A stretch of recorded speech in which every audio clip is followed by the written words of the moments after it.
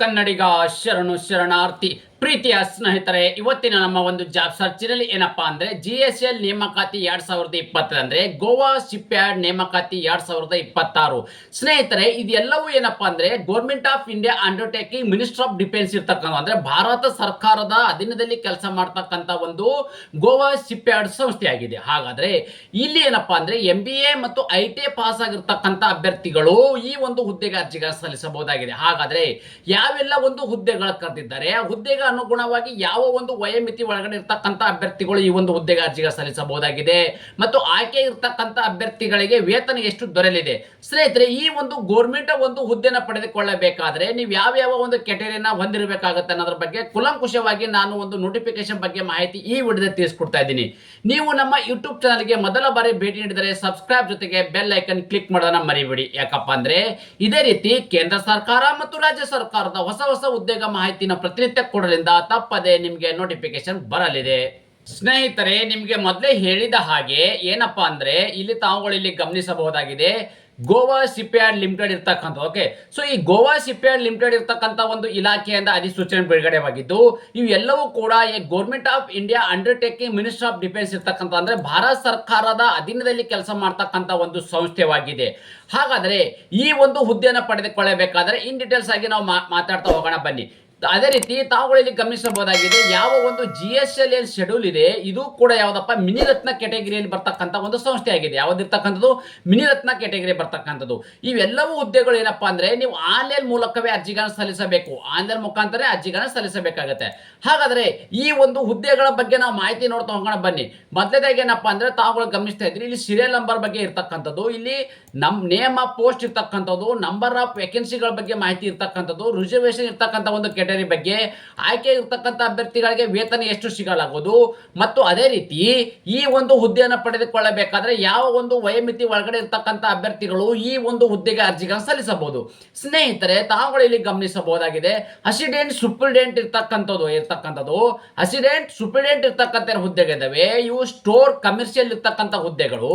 ಇವು ಒಟ್ಟಾರೆ ಇರ್ತಕ್ಕಂಥ ಹುದ್ದೆಗಳು ಎಷ್ಟು? 3 ಹುದ್ದೆಗಳು. ಅದೇ ರೀತಿ ಸ್ಟ್ರಕ್ಚರಲ್ ಫಿಟರ್ ಇರ್ತಕ್ಕಂಥ ಏನು ಹುದ್ದೆ ಇದೆ ಇದಕ್ಕೆ 3 ಹುದ್ದೆಗಳು ಕರೆದಿದ್ದಾರೆ. ಅದೇ ರೀತಿ ವೆಲ್ಡರ್ಗಳು ಕರೆದಿದ್ದಾರೆ, 1 ಹುದ್ದೆ ಇರ್ತಕ್ಕಂಥದ್ದು.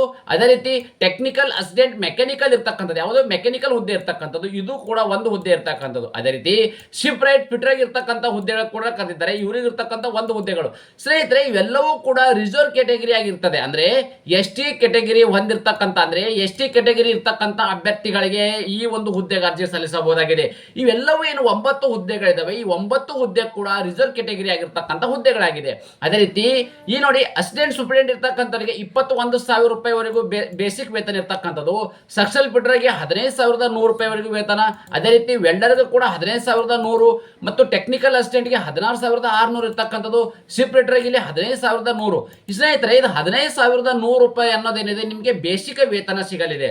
ಅದೇ ರೀತಿ ಮ್ಯಾಕ್ಸಿಮಮ್ ವಯೋಮಿತಿ ಎಷ್ಟಿರ್ಬೇಕಪ್ಪ ಅಂದ್ರೆ 38 ವರ್ಷದ ಒಳಗಡೆ ಇರ್ತಕ್ಕಂಥ ಅಭ್ಯರ್ಥಿಗಳು ಈ ಒಂದು ಹುದ್ದೆಗೆ ಅರ್ಜಿಗಳನ್ನು ಸಲ್ಲಿಸಬಹುದು. ಅದೇ ರೀತಿ ಇನ್ನೊಂದು ರಿಕ್ವೈರ್ಮೆಂಟ್ ಇರ್ತಕ್ಕಂಥದ್ದು ಏನಪ್ಪಾ ಅಂದ್ರೆ ಇಲ್ಲಿ ತಾವುಗಳು ಗಮನಿಸಬಹುದಾಗಿದೆ ಅಸಿಸ್ಟೆಂಟ್ ಸೂಪರಿಂಟೆಂಡೆಂಟ್ ಇರ್ತಕ್ಕಂಥದ್ದು, ಫೈನಾನ್ಸ್ ಇರ್ತಕ್ಕಂಥದ್ದು 1 ಹುದ್ದೆಗೆ ಕರೆದಿದ್ದಾರೆ. ಅದೇ ರೀತಿ ಜೂನಿಯರ್ ಸೂಪರ್ವೈಸರ್ ಇರ್ತಕ್ಕಂಥದ್ದು, ಮೆಕ್ಯಾನಿಕಲ್ ಮತ್ತು ಸೇಫ್ಟಿ ಇರ್ತಕ್ಕಂಥ 1 ಹುದ್ದೆಗಳು. ಇವು 2 ಹುದ್ದೆಗಳಿದಾವೆ. 2 ಹುದ್ದೆಗಳು ಕೂಡ OBC ಕೆಟಗರಿ ಅಂದ್ರೆ ಬ್ಯಾಕ್ವರ್ಡ್, ಅದರ್ ಬ್ಯಾಕ್ವರ್ಡ್ ಕಾಸ್ಟ್ ಇರ್ತಕ್ಕಂಥ ಹುದ್ದೆಗಳು. ಅಂದ್ರೆ ಇದು OBC ಬಿಟ್ಟು ಬೇರೆ ಯಾವುದೇ ಒಂದು ಕಾಸ್ಟ್ ಇರ್ತಕ್ಕಂಥ ಅಭ್ಯರ್ಥಿಗಳು ಈ ಒಂದು ಹುದ್ದೆಗೆ ಅರ್ಜಿ ಸಲ್ಲಿಸಕ್ಕೆ ಆಗೋದಿಲ್ಲ.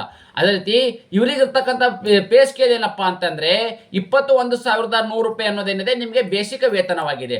ಇವರು ಕೂಡ ಇಲ್ಲಿ ಮ್ಯಾಕ್ಸಿಮಮ್ 36 ವರ್ಷದ ಒಳಗಡೆ ಇರ್ತಕ್ಕಂಥ ಅಭ್ಯರ್ಥಿಗಳು ಈ ಒಂದು ಹುದ್ದೆಗೆ ಅರ್ಜಿಗಳನ್ನು ಸಲ್ಲಿಸಬಹುದಾಗಿದೆ.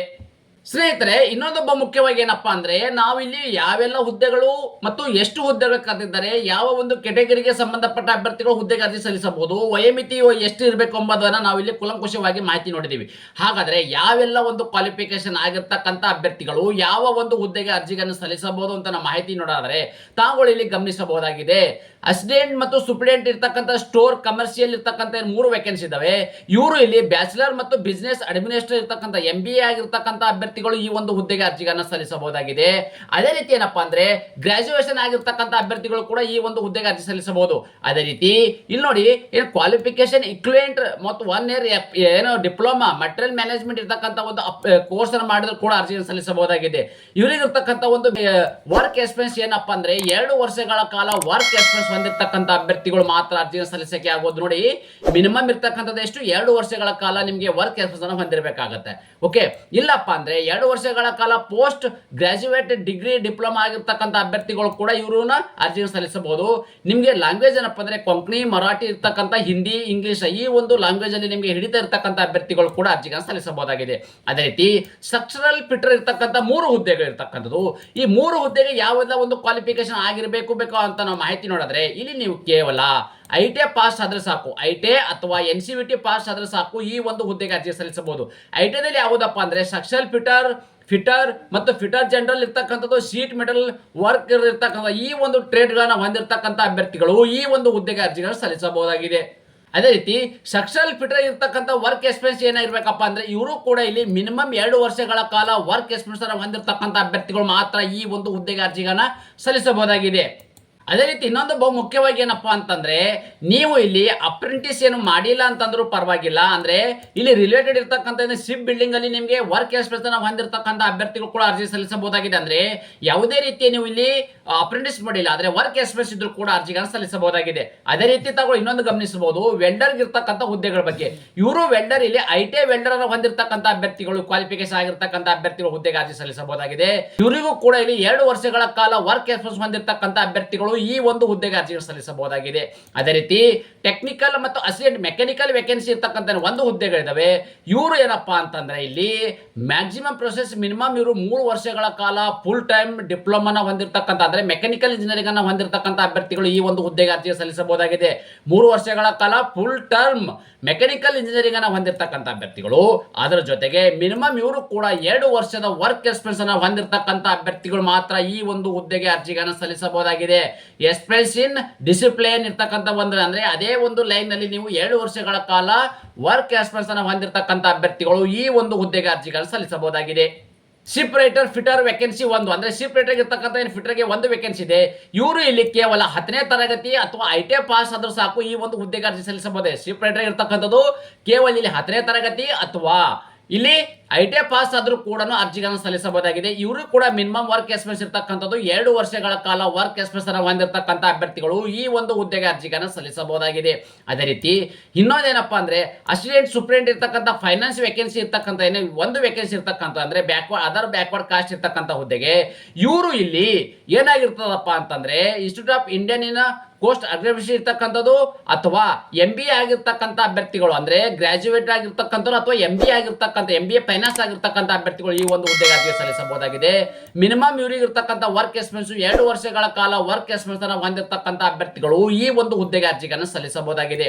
ಅದೇ ರೀತಿ ಇನ್ನೊಂದೇನು ಬಹು ಮುಖ್ಯವಾಗಪ್ಪ ಅಂದ್ರೆ junior supervisor safety mechanical vacancy 1 ಅಂದ್ರೆ ಈ ಒಂದು ವೇಕೆನ್ಸಿಗಳನ್ನ ನೀವು ಪಡೆದುಕೊಳ್ಳಬೇಕಾದ್ರೆ ಯಾವೆಲ್ಲ ಒಂದು ಕ್ವಾಲಿಫಿಕೇಶನ್ ಅಪ್ಪ ಅಂದ್ರೆ ಮಿನಿಮಮ್ 3 ವರ್ಷಗಳ ಕಾಲ ಡಿಪ್ಲೊಮಾ ಇನ್ ಮೆಕ್ಯಾನಿಕಲ್ ಇಂಜಿನಿಯರಿಂಗ್ ಅನ್ನು ಹೊಂದಿರಬೇಕಾಗುತ್ತೆ. ಅದೇ ರೀತಿ 1 year full term diploma in industrial safety award ಅಂದ್ರೆ ಈ ತರದ ಒಂದು ಸೇಫ್ಟಿ ಅಂದ್ರೆ 1 ವರ್ಷದ ನೀವು ಇಲ್ಲಿ ಸೇಫ್ಟಿ ಇರ್ತಕ್ಕಂಥ ಅವಾರ್ಡ್ ಇರ್ತಕ್ಕಂಥ ಬೋರ್ಡ್ ಟೆಕ್ನಿಕಲ್ ಅಲ್ಲಿ ಎಕ್ಸಾಮಿನೇಷನ್ ಪಾಸ್ ಆಗಿರ್ತಕ್ಕಂಥ ಅಭ್ಯರ್ಥಿಗಳು ಈ ಒಂದು ಹುದ್ದೆಗೆ ಅರ್ಜಿಗಳನ್ನ ಸಲ್ಲಿಸಬಹುದಾಗಿದೆ. ಅದೇ ರೀತಿ ಇವರಿಗೆ ಇರ್ತಕ್ಕಂಥ ವರ್ಕ್ ಎಕ್ಸ್ಪೀರಿಯನ್ಸ್ ಏನಪ್ಪಾ ಅಂತಂದ್ರೆ 2 ವರ್ಷಗಳ ಕಾಲ ಅಭ್ಯರ್ಥಿಗಳು ಈ ಒಂದು ಹುದ್ದೆಗೆ ಅರ್ಜಿಗಳನ್ನ ಸಲ್ಲಿಸಬಹುದಾಗಿದೆ. ಇನ್ನೊಂದೇನಪ್ಪ ಮುಖ್ಯ additional note for the education qualification ಏನಪ್ಪಾ ಅಂದ್ರೆ ಇಲ್ಲಿ ಗ್ರೂಪಿಂಗ್ ಮತ್ತು ಡಿಸಿಪ್ಲಿನ್ ಇರ್ತಕ್ಕಂಥ ಅಂದ್ರೆ ಮೆಕ್ಯಾನಿಕಲ್ ಇಂಜಿನಿಯರಿಂಗ್ ಸಂಬಂಧಪಟ್ಟ ಅಭ್ಯರ್ಥಿಗಳಿಗೆ mechanical and industrial engineering, mechanical and production engineering ಮತ್ತು ಮರೀನ್ ಇಂಜಿನಿಯರಿಂಗ್ ಅಂತ ಈ ಒಂದು ಲೈನ್ ನಲ್ಲಿ ಇರ್ತಕ್ಕಂಥ ಅಭ್ಯರ್ಥಿಗಳು ಈ ಒಂದು ಹುದ್ದೆಗೆ ಅರ್ಜಿಗಳನ್ನ ಸಲ್ಲಿಸಬಹುದಾಗಿದೆ. ಸ್ನೇಹಿತರೆ ಅದೇ ರೀತಿ ಇನ್ನೊಂದೇನಪ್ಪ ಅಂತಂದ್ರೆ ಅಪ್ಲಿಕೇಶನ್ ಫೀ ಬಗ್ಗೆ ನೋಡಿ. ಈ ಒಂದು ಅಪ್ಲಿಕೇಶನ್ ಏನು ಫೀ ಇದೆ 200 ರೂಪಾಯಿ ಅಪ್ಲಿಕೇಶನ್ ಫೀ ಇರ್ತಕ್ಕಂಥದ್ದು ನಾನ್ ರಿಫಂಡಬಲ್ ಆಗಿರ್ತಕ್ಕಂಥದ್ದು ಅಂದ್ರೆ 200 ರೂಪಾಯಿ ಅರ್ಜಿ ಶುಲ್ಕವಿದೆ. ಇದು ಯಾವುದೇ ರೀತಿ ನಿಮಗೆ ಮರುಪಾವತಿ ಮಾಡೋಕೆ ಆಗೋದಿಲ್ಲ. ಸೊ ಈ ಒಂದು ಹುದ್ದೆಗಳ ಅರ್ಜಿಗಳನ್ನು ಸಲ್ಲಿಸಬೇಕಾದ್ರೆ ಒಂದು ಆನ್ಲೈನ್ ಮುಖಾಂತರ ಅಂದ್ರೆ ಅಪ್ಲಿಕೇಶನ್ ಸಲ್ಲಿಸ್ತಾ ಇರ್ತೀರಿ. ಆ ಒಂದು ಅಪ್ಲಿಕೇಶನ್ ಸಲ್ಲಿಸಬೇಕಾದ್ರೆ ಆನ್ಲೈನ್ ಮುಖಾಂತರ 200 ರೂಪಾಯಿ ಅರ್ಜಿ ಶುಲ್ಕವನ್ನು ನೀವು ಪಾವತಿ ಮಾಡಬಹುದಾಗಿದೆ. ಅದೇ ರೀತಿ ಇನ್ನೊಂದೇನಪ್ಪ ಅಂದ್ರೆ SC ST ಫಿಸಿಕಲ್ ಹ್ಯಾಂಡಿಕ್ಯಾಪ್ ಇರ್ತಕ್ಕಂಥದ್ದು ಮತ್ತು ಎಕ್ಸ್ ಸರ್ವಿಸ್ ಮ್ಯಾನ್ ಇರ್ತಕ್ಕಂಥ ಅಭ್ಯರ್ಥಿಗಳು ಮತ್ತು ಇಂಟರ್ನಲ್ ಕ್ಯಾಂಡಿಡೇಟ್ ಇರ್ತಕ್ಕಂಥ ಅಂದ್ರೆ ನೀವು ಆಲ್ರೆಡಿ ಗೋವಾ ಶಿಪ್ ಯಾರ್ಡ್ ನಲ್ಲಿ ಕೆಲಸವನ್ನು ನಿರ್ವಹಿಸ್ತಾ ಇದ್ರೆ ಅಂತ ಒಂದು ಎಂಪ್ಲಾಯ್ಗಳಿಗೆ ಇದು ಯಾವುದಾದ್ರೂ ಎಲಿಜಿಬಲ್ ಇರ್ತಕ್ಕಂಥ ಹುದ್ದೆಗಳಿಗೆ ನೀವು ಅರ್ಜಿ ಸಲ್ಲಿಸ್ತಾ ಇದ್ರೆ ಅಂತ ಒಂದು ಅಭ್ಯರ್ಥಿಗಳು ಕೂಡ ಯಾವುದೇ ರೀತಿಯಲ್ಲಿ ಅರ್ಜಿ ಶುಲ್ಕ ಇರುವುದಿಲ್ಲ. ಅಂತ ಅಭ್ಯರ್ಥಿಗಳಿಗೆ ಅರ್ಜಿ ಶುಲ್ಕದಿಂದ ವಿನಾಯಿತಿಯನ್ನು ನೀಡಲಾಗಿದೆ. ಇನ್ನೊಂದು ಬಹುಮುಖ್ಯವಾಗಿ ಇರ್ತಕ್ಕಂಥದ್ದು ಏನಪ್ಪಾ ಅಂದ್ರೆ ನೀವು ಯಾವುದಾದ್ರೂ ಒಂದು ಸಂಸ್ಥೆಯಲ್ಲಿ ಅಂದ್ರೆ ಪ್ರೈವೇಟ್ ಆಗಿರ್ಬೋದು, ಪಬ್ಲಿಕ್ ಸೆಕ್ಟರ್ ಆಗಿರ್ಬೋದು, ಯಾವುದೇ ಒಂದು ಗೌರ್ಮೆಂಟ್ ಸಂಸ್ಥೆಯಲ್ಲಿ ನೀವು ಕೆಲಸನ ಮಾಡ್ತಾ ಇದ್ರೆ ನೋ ಅಬ್ಜೆಕ್ಷನ್ ಸರ್ಟಿಫಿಕೇಟ್ ಅನ್ನ ನೀವು ಅಲ್ಲಿ ಹಾಕಬೇಕಾಗುತ್ತೆ. ಯಾಕಪ್ಪ ಅಂದ್ರೆ ಒಂದು ಬೇರೆ ಕಂಪನಿಯಲ್ಲಿ ಕೆಲಸ ಮಾಡ್ತಾ ಇದ್ರೆ ಈ ಒಂದು ಹುದ್ದೆನ ನೀವು ಅರ್ಜಿಗಳು ಸಲ್ಲಿಸ್ತಾ ಇದ್ರೆ ನೀವು ನೋ ಅಬ್ಜೆಕ್ಷನ್ ಸರ್ಟಿಫಿಕೇಟ್ ಅನ್ನ ಕೂಡ ಅಲ್ಲಿ ಸಬ್ಮಿಟ್ ಅನ್ನ ಮಾಡಬೇಕಾಗತ್ತೆ. ಅದೇ ರೀತಿ ಸ್ನೇಹಿತರೆ ಇನ್ನೊಂದು ಬಹುಮುಖ್ಯವಾಗಿರ್ತಕ್ಕಂಥದ್ದು ಏನಪ್ಪಾ ಅಂದ್ರೆ ಆನ್ಲೈನ್ ಅಪ್ಲಿಕೇಶನ್ ಓಪನ್ ಯಾವಾಗಪ್ಪ ಅಂದ್ರೆ 5/1/2026 ನೋಡಿ. ಇದೇ ತಿಂಗಳು 5/1/2026 ಪ್ರಾರಂಭವಾಗಿದ್ದು ಅರ್ಜಿ ಸಲ್ಲಿಸಲು ಕೊನೆಯ ದಿನಾಂಕ ಯಾವಾಗಪ್ಪ ಅಂದ್ರೆ 4th ಫೆಬ್ರವರಿ 2026 ಅಂದ್ರೆ ಮುಂದಿನ ತಿಂಗಳು 4th ಫೆಬ್ರವರಿ 2026 ಇಷ್ಟರ ಒಳಗಡೆ ತಮ್ಮ ಅರ್ಜಿಗಳನ್ನು ಸಲ್ಲಿಸಬೇಕಾಗುತ್ತೆ. ಅದೇ ರೀತಿ ಯಾರೆಲ್ಲ ಒಂದು ಆನ್ಲೈನ್ ಮುಖಾಂತರ ಅರ್ಜಿ ಸಲ್ಲಿಸಕ್ಕೆ ಬಯಸ್ತಾ ಇದ್ರಿ ಅಂತ ಒಂದು ಅಭ್ಯರ್ಥಿಗಳು ನನ್ನ ಯೂಟ್ಯೂಬ್ ಅಲ್ಲಿ ಒಂದು ಡಿಸ್ಕ್ರಿಪ್ಷನ್ ಬಾಕ್ಸ್ ಅಲ್ಲಿ ನನ್ನ ನಂಬರ್ ಅನ್ನು ಕೊಟ್ಟಿರುತ್ತೇನೆ.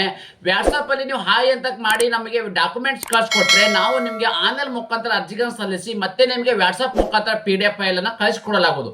ಇದೇ ರೀತಿ ಒಂದು ಉದ್ಯೋಗ ಮಾಹಿತಿ ನೀವು ಇಷ್ಟಪಡುತ್ತೀರಿ ಎಂದು ಭಾವಿಸುತ್ತೇನೆ.